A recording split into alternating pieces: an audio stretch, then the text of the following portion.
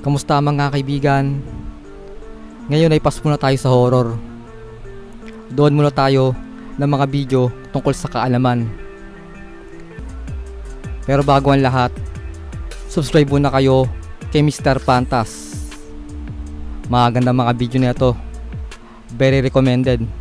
At syempre, kung gusto nyo ng mga gantong reaction, syempre, subscribe na rin kayo sa akin.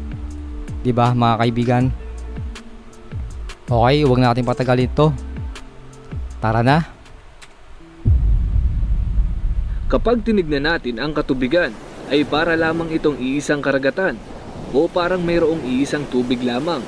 Pero lingid sa kaalaman ng lahat, ang Pacific at ang Atlantic Ocean ay parang mayroong pader na pumapagitna sa kanila dahil hindi naghahalo ang kanilang mga tubig. Pero alam naman natin na malabo ang maglagay ng aktwal na pader sa lugar na ito. At isa pa, alam din natin na madaling maghalo ang mga tubig. Pero ano nga ba ang dahilan kung bakit hindi naghahalo ang tubig ng Pacific at Atlantic Ocean? Yan ang ating alamin. Bakit nga ba? Ito na. Itong video na to, very interesting. Sarap panoorin.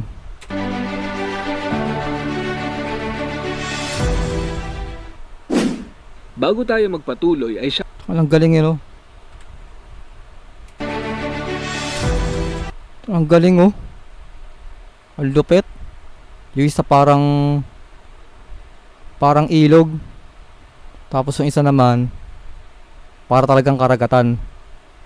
Ang galing. Di sila naghahalo, oh. Parang may ano.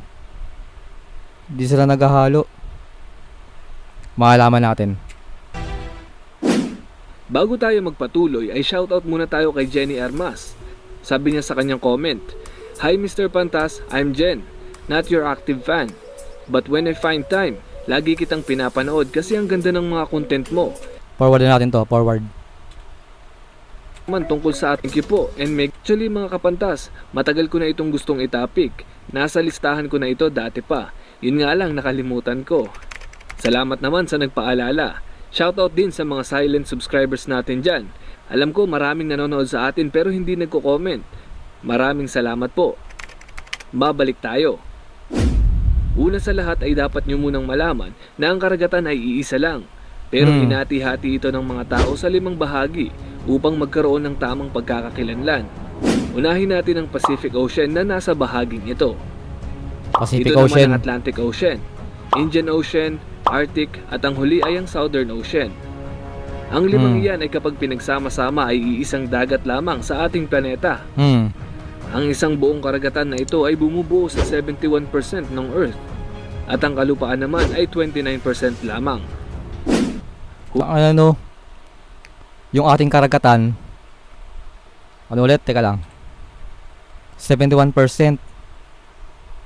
Samantalang yung lupa natin Earth. At ang kalupaan naman ay 29% lang. Nakapakalawak talaga ng karagatan natin. lamang. Huwag na natin isama yung mga lupa na nasa kuko mo. Ngayon mabalik tayo sa tanong kung bakit hindi naghahalo ang tubig ng Pacific Ocean at ng Atlantic Ocean. Hayaan niyong ipakita ko muna sa inyo kung saan matatagpuan ang border ng dalawang karagatang ito. Ito ang Pacific Ocean. Matatagpuan sa silangang bahagi ng Asya at kanlurang bahagi naman ng Amerika. Ito naman ang Atlantic Ocean na matatagpuan sa pagitan ng Amerika at Africa. Ang pinakadahilan kung bakit hindi naghahalo ang tubig ng mga ito dahil magkaiba sila ng katangiang taglay, sila ay magkaiba ng komposisyon, magkaiba rin ang kanilang density, at lalong-lalo na magkaiba sila ng pakikipag-interact sa gravity. Sa madaling sabi, magkaiba sila ng alat, kulay, composition, nutrients, at magkaiba rin sila ng bigat. At ang tawag sa pagbubuklod na ito ay ocean clines o tinatawag ding halo clines. Parang ano, di ba pag pinaghalo natin yung mantika tsaka tubig, di ba hindi sila naghahalo? Parang ganito rin to. Isang sikat na manlalakbay ang nakadiskubre nito na si Jacques Cousteau. Siya noon ay naglalakbay sa ilalim ng karagatan nang mapansin niyang magkaiba ang kulay ng tubig ng dalawang karagatang Oh. ito. Sa totoo lang mga kapantas, napakaraming halog lines sa iba't iba pang karagatan o maging tubig tabang, pero hindi sila madaling mapansin. Madali lamang itong makita kapag 5 beses mas maalat ang isang tubig kumpara sa isa pa. At ang Pacific at ang Atlantic Ocean ang pinakamainam na halimbawa nito.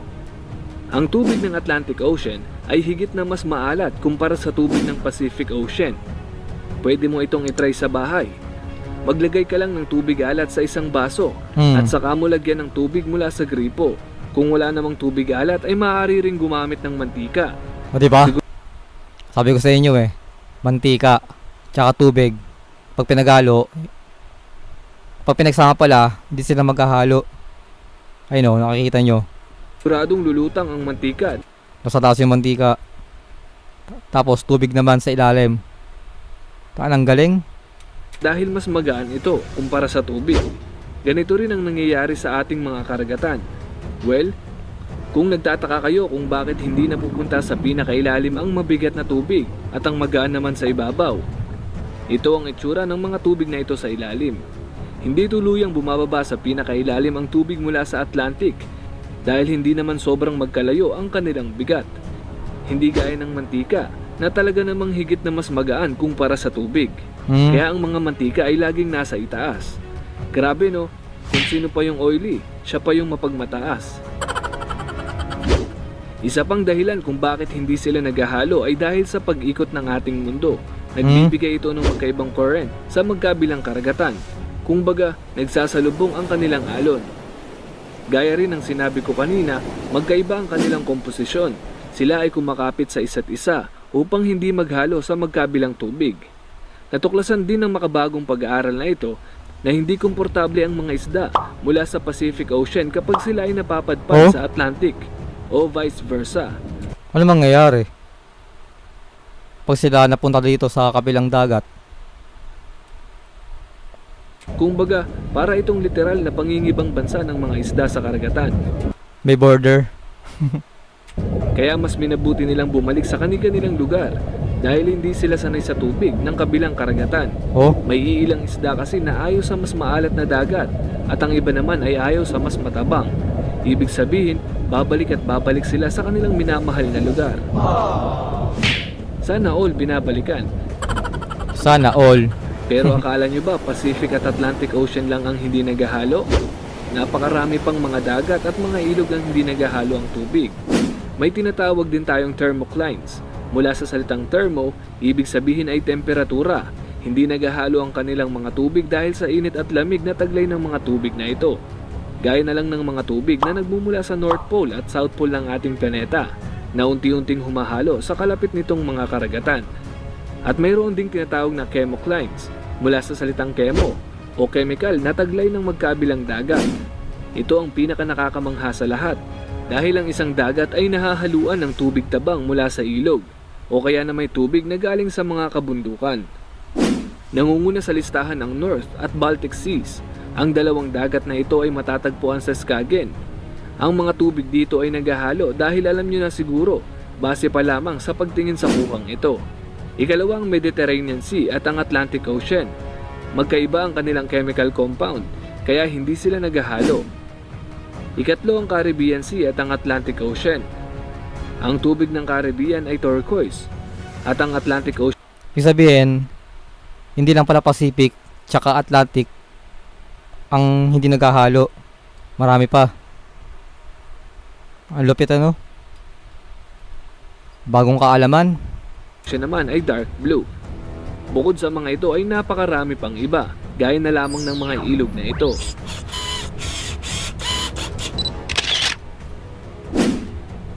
Ngayon alam nyo na ang dahilan kung bakit hindi naghahalo ang mga karagatang ito. Well, marami talaga sa mundong ito ang pinagtagpo, pero di tinadhana. Pinagtagpo, pero hindi tinadhana. Oo nga naman. Gaya na lang ng mga karagatang ito. Kung sa tingin nyo ay may natutunan kayong bago ay huwag kalimutang i-like at i-share ang video ito. Magkita-kita ulit tayo sa susunod na video. Okay. Ayun. Tapos na. Nakakabitin. Masarap panoorin. Bagong kaalaman na naman. Okay, hanggang sa muli mga kaibigan.